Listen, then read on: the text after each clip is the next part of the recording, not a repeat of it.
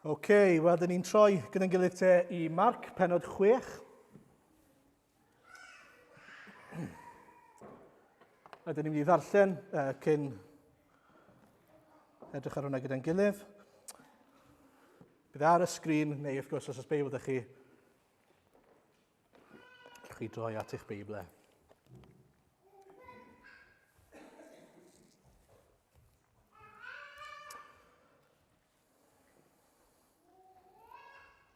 Marc 6.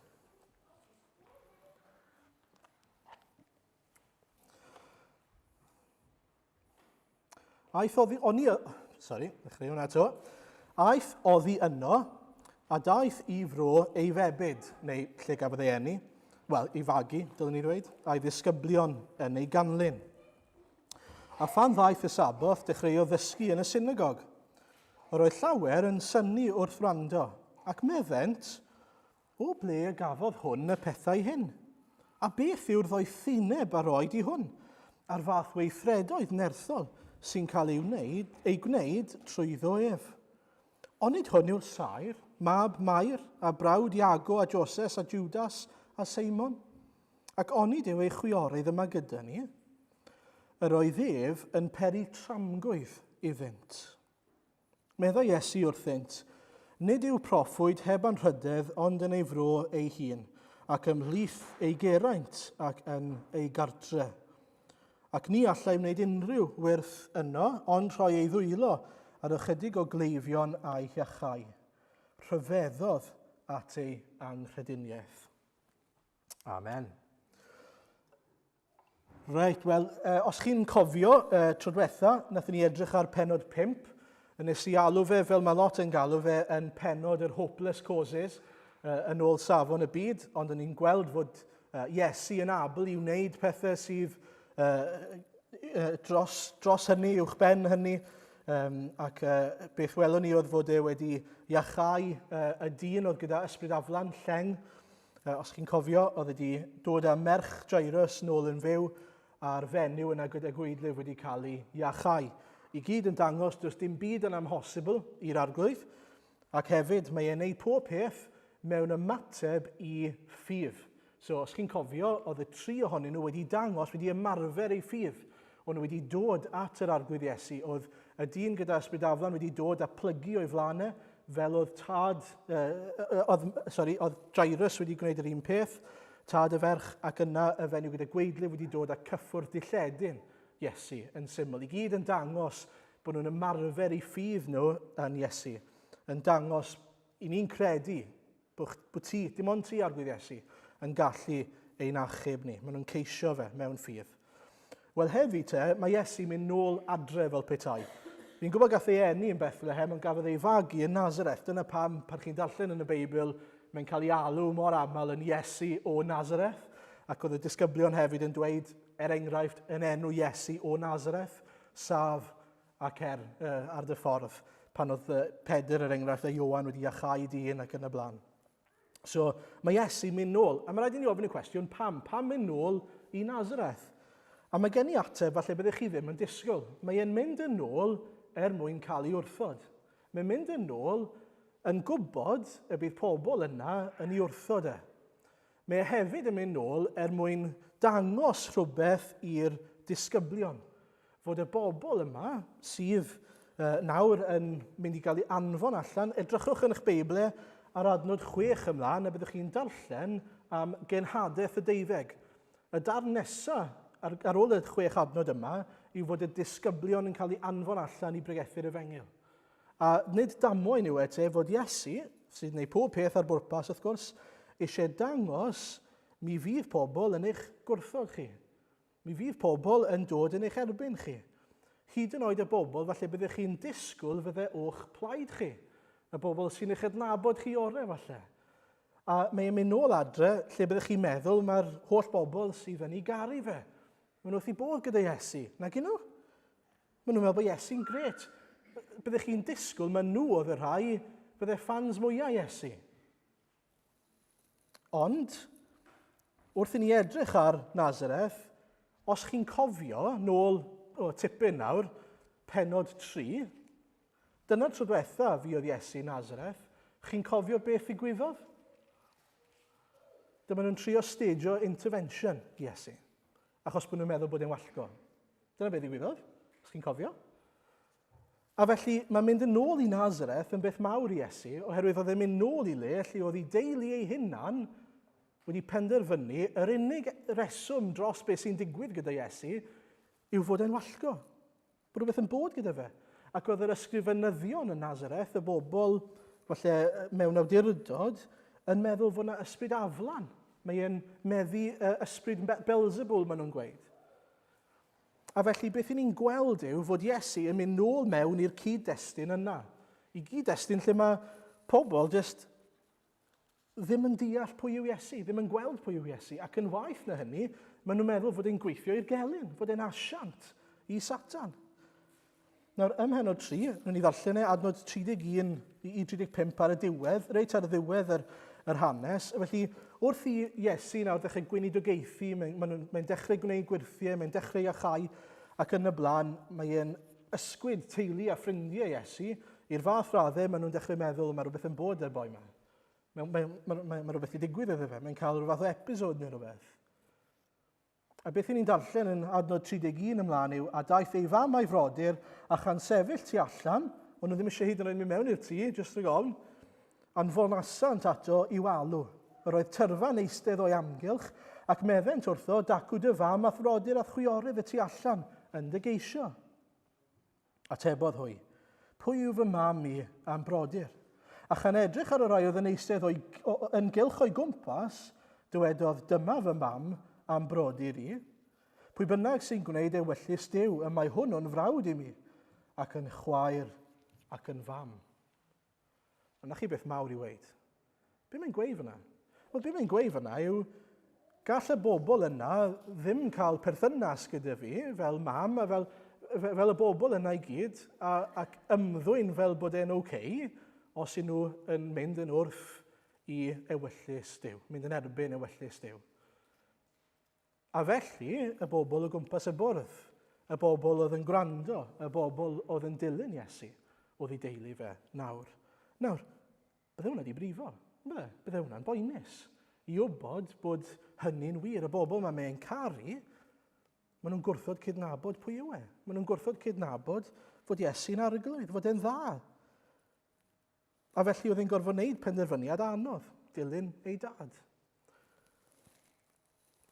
A mae hwnna o bosib yn mynd i ddigwydd i ni, yn ein bywydau ni, fod pobl sydd yn ein caru ni'n fawr, pobl sydd wrth i boddau gyda ni o safbwynt dynol, yn mynd i ddweud, mae rhywbeth yn bod y ti, ni angen intervention dy ti.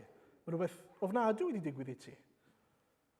Ond i'r bobl yna, mae eisiau chi gofio, allwn ni ddim cyfiawnhau hwnna, a dweud, o ie, mae hwnna'n ffain, cariwch chi mlaen i wthio yn erbyn gwaith Duw yn y mywyd i. Na, gwaith Duw sy'n dod gyntaf, ffyddlondeb i ewyllus Duw. Os yw pobl yn dod ar draws yr ymdrech yna i ddilyn Crist, mae eisiau bod nhw yn cael eu torri mas. Mor boenus yw e. Fi'n siŵr bod chi wedi clywed y quote, y dyfyniad, gan C.S. Lewis, lle mae'n dweud, Jesus is either a liar, lunatic or Lord. Wel, turns out, nid fe wedodd e gyntaf. So, fi eisiau mynd i chi nôl at yr original source, sef boi o'r enw John Duncan, nôl yn yr 1830s. A wedodd e, bach yn hirach, bach yn fwy llawn falle, Christ either firstly deceived mankind by conscious fraud, felly oedd e'n dweud celwydd, or secondly, he himself was deluded and self-deceived, lunatic, or thirdly, he was the divine God and Messiah. A reality yw, i ni gyd yn wynebu y reality yma o edrych ar pwy yw Iesu, a mae rhaid i ni ddod i gasgliad. Mae rhaid i ni benderfynu beth i ni'n credu sydd yn wir am Iesu. Ond dyma sydd yn fwyaf pwysig i fi ddweud bore yma yw, mae'r dystiolaeth yn glir. Mae'r dystiolaeth yn glir iawn pwy yw Iesu. A felly, sut i ni'n dod i'r casgliad o pwy yw Iesu yw'r cwestiwn mawr? Sut i ni'n penderfynu pwy yw e? Yn Marc 3, lle ni'n sôn am yr intervention yna, os byddech chi'n edrych jyst o flaen hwnna, byddwch chi hefyd yn gweld 12 disgybl yn cael ei galw. O'r un dre, yr un Iesu, ond ymateb cwbl wahanol i pwy yw e. Nawr beth mae hwnna'n dangos i ni? O beth mae'n dangos i ni yw, nid y broblem yw Iesu, y broblem yw ein calonau ni. A beth i ni'n gwneud mewn ymateb i pwy yw Iesu. Nawr, dyn ni'n mynd i edrych ar y teulu a ffrindiau ym Mhenod 6 a'i ymateb nhw i Iesu yn y synagog. So, adnod 2 ymlaen. Roedd llawer yn synnu wrth wrando ac meddent, o ble y cafodd hwn y pethau hyn? A beth yw'r ddoethineb a roed i hwn, a'r fath weithredoedd nerthol sy'n cael ei gwneud trwyddo ef? Ond nid hwn yw'r Sair, mab Mair a brawd Iago a Joses a Judas a Simon? Ac onid yw ei chwiorydd yma gyda ni?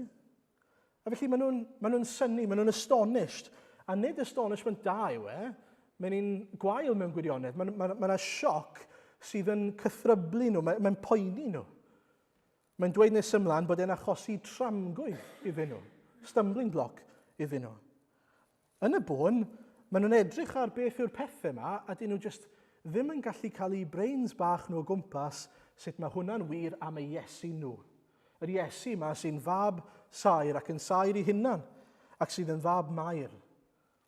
A dyn nhw just ddim yn gallu deall e. Dyn nhw ddim yn ei sens iddyn nhw am rhyw reswm. A felly, dyma nhw, maen nhw'n edrych ar Iesu, a maen nhw'n meddwl, mae gyda doethineb sydd yn wahanol i doethineb dynol, a mae gyda gweithredoedd sydd yn nerthol. Beth yw'r ateb? Beth yw'r opsiynau? Liar, lunatic neu lod? Yn syml. A maen nhw'n penderfynu lunatic. Right? Maen nhw'n penderfynu gwallgo. Ond mae gen i broblem gyda hynny. Chi'n gwybod pam? Oherwydd pa fath o bethau mae ysbrydion aflan yn gwneud? Pethau drwg. Pethau cas. Pethau sydd yn gwneud person, fel dyn ni wedi gweld trwy Marc i gyd, sydd yn gwneud person yn waith off, ynddo fe? Fel lleng yn Pennod 5. Nawr, beth mae Iesu wedi gwneud? Pa weithredoedd mae Iesu wedi gwneud sy'n awgrymu fod e'n ysbryd aflan, bod e'n perthyn i Beelzebul? Dim byd. Yr unig weithredoedd mae Iesu wedi gwneud yw bwrw allan ysbrydion aflan, iachau, maddau, dod â rhywun o farwolaeth i fywyd. Beth mae'r dystiolaeth yn dweud wrthych chi? Mae'n dweud wrthych chi bod e ddim yn lunatic. Beth mae'r dystiolaeth yn dweud wrthyn ni? Wel, mae'n dweud wrthyn ni bod e ddim yn dweud celwydd, achos dwi ddim jyst yn dweud e, mae'n gwneud pethau. Mae'n gwneud pethau dwyfol. Mae'n gwneud pethau nerthol. A felly beth yw'r unig un sydd ar ôl? Wel, lod, arglwydd. A felly mae'n rhaid fod e'n arglwydd. Chi'n gweld ddim eisiau cydnabod pwy oedd Iesu oedd y ffrindiau yma, a fi yn ystyried tybed pam. A mae'n teimlo i fi bod nhw'n bengaled yn fwy na dim byd arall, yn ystyfnig. Bod nhw ddim eisiau cydnabod am 30 mlynedd bod nhw wedi camddeall pwy oedd Iesu Grist. Am 30 mlynedd bod nhw'n meddwl bod Iesu yn just rhyw sair, syml, country bumpkin bach, wneud i fusnes, cadw i fe hunan, yn sydyn reit, mae'n dweud fi yw'r Meseia. A falle bydde hwnna'n bach yn embarrassing i o fod cydnabod, fi yw y Meseia, fe yw y Meseia. Fi wedi cael yn wrong am 30 mlynedd. Mae Joseph gyda ni, mae wedi bod am byti blwyddyn yn gwrthod cydnabod, gwrthod bita grefi, right? Mae hwnna'n dramgwydd i fi, i wedi gwir, achos mae'n anodd bita cynod i syl heb grefi nag yw e. So mae hwnna'n stumbling block. Ond, oedd e am spel, gwrthod cydnabod bod e'n offi grefi, right? So beth yn cael grefi? Ond un cynod y syl geithon ni chydig wythnosau yn ôl, oedd rhywfaint o grefi ar y cig, a mae Joseph yn offi cig. So, be mae'n mynd i wneud? Os e'n offi cig. Ond mi nath e fita fe, what a teg, nath e fita fe, nath e drial e. A o'i wyneb e, byddech chi'n meddwl bod e ddim wedi joio fe. Oedd e'n acto fel bod e ddim wedi joio fe. Oedd e ddim eisiau cydnabod bod e'n neis. Ond ydych chi'n gallu gweld rhyw wen fach yn y gornel. Mewn gwirionedd, oedd e yn neis. Turns out, diw grefi ddim o'r wael, ac oedd e'n meddwl oedd e. A weithiau, ni'n gallu bod fel yna, nag i ni. Ni'n gallu meddwl, dim ond i fi stico at yn stori. Na, sa'n offi fe. Y cwbl oedd angen arno fe oedd profi a gweld mor flasus oedd y grefi yna. A mae'r un peth i raddau'n wir gyda y bobl yma'r teulu a'r ffrindiau. O'n nhw'n meddwl, dyma pwy yw Iesu, a gallai ddim bod yn wrong am hynny. Gallai ddim bod yn wrong am hynny, achos fi wedi gweld Iesu am 30 mlynedd yn tyfu lan. Ond os bydden nhw wedi edrych yn ofalus, bydden nhw wedi gweld rhywbeth yn wahanol am Iesu. Ddim yn allanol oedd e just fel pawb arall, ond mi oedd e'n berffaith. Bydden nhw wedi sylwi, dyw e ddim wedi pechu rhywun arall. Dyw e ddim wedi peidio ag anrhydeddu ei dad a'i fam. Dyw e ddim wedi gwneud y pethau yna, mae'n wahanol, mae'n berffaith. Ond nhw ddim yn edrych yn ddigon agos. A felly, dylen nhw wedi edrych ar y dystiolaeth. Dylen nhw wedi gwrando ar pwy yw Iesu, ond yn lle, unai maen nhw'n rhy ddiog yn trin y peth yn flippant, neu dyn nhw ddim yn edrych ar y dystiolaeth. A gall yr un peth fod yn wir i ni, neu'n sicr i bobl sydd yn byw o'n cwmpas ni. A'n gwaith ni yw i edrych ar y dystiolaeth. I edrych ar, mewn gwirionedd, gair Duw. Os chwiliwch chi gair Duw o ddifri, mi newch chi weld llwyth o dystiolaeth sydd yn dangos i ni, yn profi i ni, mae Iesu yw y Meseia. O'r dechrau'r diwedd, mae yna dystiolaeth o'r proffwydoliaethau yn yr Hen Testament, o eiriau Iesu, o fywyd Iesu, o fedydd Iesu, y ddogfen yma sydd nid jyst yn rhywbeth literature, ond yn hanes, yn brawf i ni o pwy yw Iesu. Mae gyd yna i ni. Y cwestiwn yw, ydyn ni'n mynd i fod yn ddiog a na, dyw hwnna ddim i fi, fairy tale yw hwnna. Neu ydyn ni'n mynd i fod o ddifri yn ystyried, wel, beth os yw hwn yn wir? Yn actau 17, edrychwn ni ar hwn yn y grwpiau cymdeithas yn ystod yr wythnos. Mae Paul yn mynd i Thessalonica, os chi'n cofio, ac yn adnod 2 a 3, mae'n dweud wrthyn ni, yn ôl i arfer ath Paul i mewn atynt i'r synagog am 3 saboth, bu'n ymresymu a hwy ar sail yr ysgrythurau, gan esbonio a phrofi fod yn rhaid i'r Meseia ddioddef a chyfodi oddi wrth y meirw. Byddai'n dweud, hwn yw'r Meseia, Iesu, ar hwn yr wyf i'n ei gyhoeddi i chi. Dyna'n sail ni, dyna'n dystiolaeth ni, y Beibl. Dyma beth sydd yn profi ni pwy yw Iesu Grist. Ac felly, doedd gan Paul a pawb arall oedd yn dilyn Iesu ddim ffydd dall, blind faith. Oedd e'n gwbl amlwg pa maen nhw'n credu yn Iesu. Ond y cwestiwn i ni yw, os na unrhyw beth yn ein rhwystro ni o ddifri rhag credu'n Iesu? Beth yw sail ein ffydd ni? A mae hwn yn bwysig gyda llaw, yn enwedig os chi wedi cael eich magu mewn teulu Gristnogol. Nid sail eich ffydd chi yw beth mae mam a dad yn dweud. Nid sail eich ffydd chi yw'r ffaith bod fi'n dweud o'r pwlpit bob dydd Sul. Sail ein ffydd ni yw beth mae Duw yn dweud. Beth mae Duw yn dweud trwy ei air i ni. Nawr, fi'n hyderus bod be fi'n gweud yn dod o'r Beibl. A felly fi'n trysto bod be fi'n gweud yn ddibynadwy. Ond y pwynt yw, chwiliwch y gair. Peidiwch â derbyn beth i fi'n dweud, derbyniwch e a cymesur wedyn ar gair. Ydy yn wir? Ydy be mae Beibl yn dweud am Dduw yn wir? Nawr, ni'n mynd i fynd nôl at yr adnod yna, adnod 3, yn y testun yn Marc 6, lle mae'n dweud fod e'n peri tramgwydd iddyn nhw. Yr newyddion yma bod Iesu a doethineb arbennig a gweithredoedd nerthol. Nawr, un peth fi ddim yn deall yw pam fydde hwnna'n achosi tramgwydd i rywun? Pam fydde hwnna'n achosi tramgwydd? Bod rhywun yn neud, bod rhywun yn doethineb arbennig, a bod rhywun yn neud gweithredoedd nerthol. Nag yw hwnna'n rhywbeth byddech chi'n cofleidio, nag yw hwnna'n rhywbeth byddech chi wrth eich bodd yn profi. Wel, mae'n neud i fi deimlo fel, wel, dydyn nhw ddim eisiau clywed y newyddion da. Dydyn nhw ddim eisiau gorfod newid i meddwl. A mae'n neud i fi feddwl am Eseia 53, lle mae'n dweud, o adnod 2 ymlaen, fe dyfodd o'i flaen fel blagurin yn siarad am Iesu, fel gwreiddyn mewn tir sych. Nid oedd na ffryd na thegwch iddo, na harddwch i'w hoffi wrth i ni ei weld. Roedd wedi ei ddirmygu a'i wrthod gan eraill, yn ŵr clwyfedig, cyfarwydd a dolyr. Roeddem fel pen cuddio ein hwynebau oddi wrtho, yn ei ddirmygu ac yn ei anwybyddu. A felly mae Iesu wedi dod yn gwybod ei fod yn mynd i fod yn ŵr clwyfedig, yn ŵr gwrthodedig, yn un fyddai'n cael ei wrthod fel bod ni'n cael ein derbyn. Oedd e'n gwybod bod hwnnw'n mynd i ddod. Oedd rhaid fod hwn yn dod. Byddai rhai pobl yn gwrthod Iesu Grist. Ac fod hwnna ddim yn hawdd, dyna lle mae'n gobaith ni'n dod o hefyd. So os chi'n edrych ar Ioan, penod 1, adnod 10 ymlaen, mae'n dweud hyn. Am Iesu eto, yr oedd yn y byd, a daeth y byd i fod trwyddo, ac nid adnabu'r byd mohono. Daeth i'w gynefin ei hun, ac ni dderbyniodd ei bobl ei hun mohono.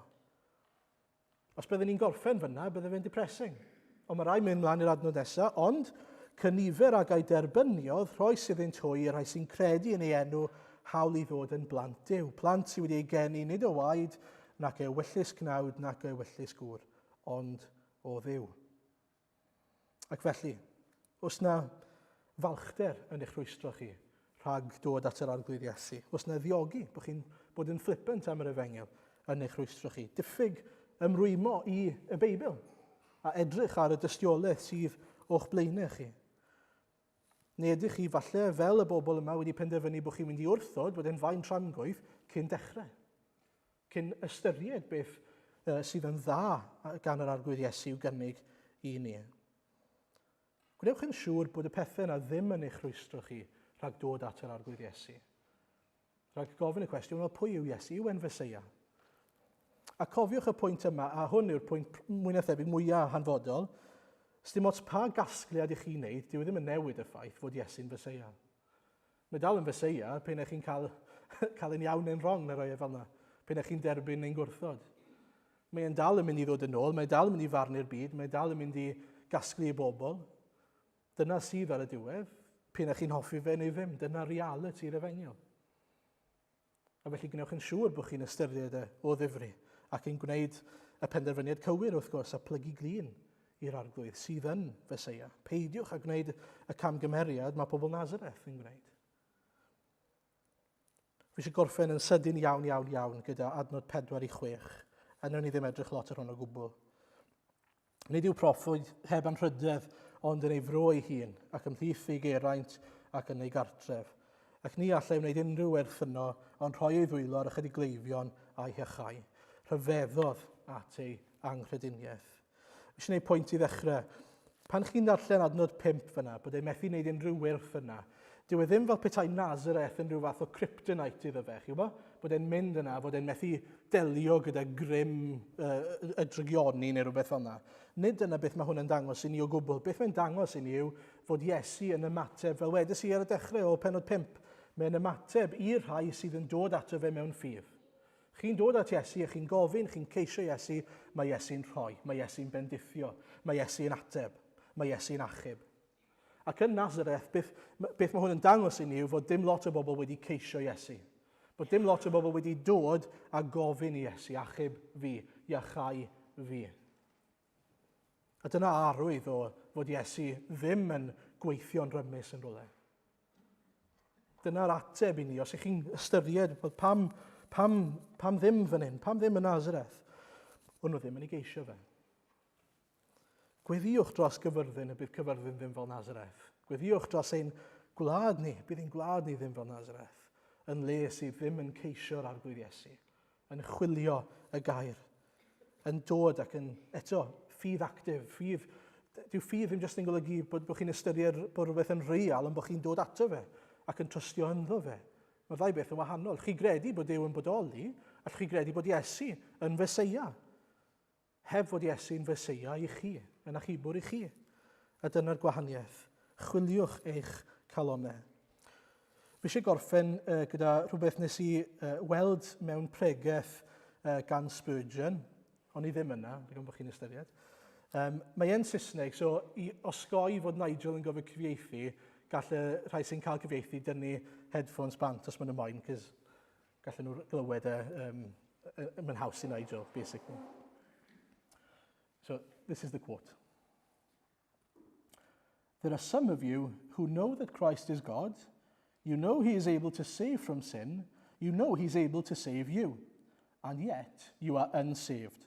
And I marvel at your unbelief, because you confess that it leaves you in a state of ruin, and will land you in a state of everlasting confusion.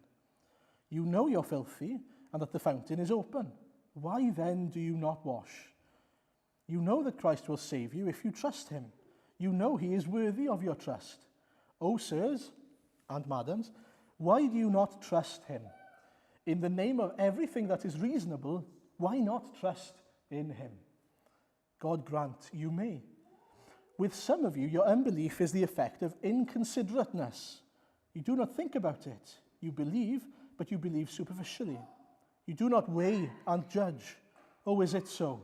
Will you ruin your own souls for want of thought? You look, as I gaze upon you, to be men and women of intelligence. And can you, with intelligence and education, trifle with your souls? Play about with your souls? Think about eternity. You are a marvel to the angels who would have rejoiced over you if you had returned to your Father, and who wonder that you stand at the cross's foot from Sunday to Sunday, and yet doubt the power of him who bled on it. You are marvels to the Lord himself. One of these days, unless you repent, you will be a wonder to yourselves, for this text will come true to you if God prevent it not. Behold, ye despisers, and wonder and perish. But I hope better things of you, even things which accompany salvation, though I thus speak. Believe in the Lord Jesus, and you shall be saved. Before the Redeemer was taken up and ascended to his throne, he left this message to us, his disciples. And this is now the point about not just accepting Christ, but sharing. Go ye into the world and preach the gospel to every creature. He that believes and is baptized shall be saved, but he that believes not shall be damned. Believe and be baptized. God grant you his salvation for Jesus' sake. Amen.